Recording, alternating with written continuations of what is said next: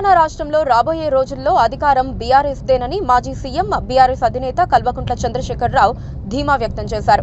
Single గా అధికారంలోకి వస్తామని ఉద్ఘాటించారు. బెల్లం ఉన్న దగ్గర ఈగలు వస్తాయని, అలానే సిరి సంపదలు ఉన్న తెలంగాణను దోచుకోవడానికి కొందరు సిద్ధంగా ఉన్నారని విమర్శించారు. గోదావరి కన్నీటి గోస పేరిట గోదావరి ఖని నుంచి బీఆర్ఎస్ పార్టీ మాజీ ఎమ్మెల్యే కోరుకంటి చందర్ మహా పాదయాత్ర చేపట్టి కేసీఆర్ ఫామ్ హౌస్ కు చేరుకున్నారు.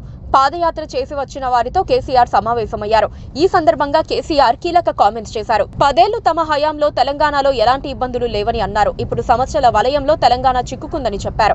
ఆనాడు ప్రధానమంత్రి నరేంద్ర మోదీ తన మెడపై కత్తి పెట్టినా తెలంగాణ కోసం తాను ఎక్కడా వెనకడుగు వేయలేదని గుర్తు చేశారు. తెలంగాణ కోసం ఎప్పటికైనా పోరాడేది బీఆర్ఎస్ మాత్రమేనని కేసీఆర్ తెలిపారు.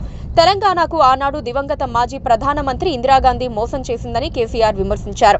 బలవంతంగా తెలంగాణను ఆంధ్రాలో కలిపారని మండిపడ్డారు. ఏపీలో కూటమి లేకుంటే సీఎం చంద్రబాబు గెలిచేవారు కాదని చెప్పారు.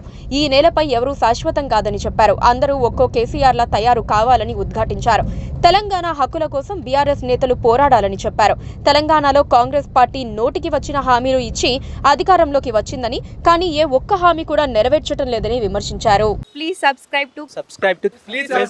Please subscribe to KTV Telugu. KTV Telugu. KTV Telugu. KTV Telugu channel.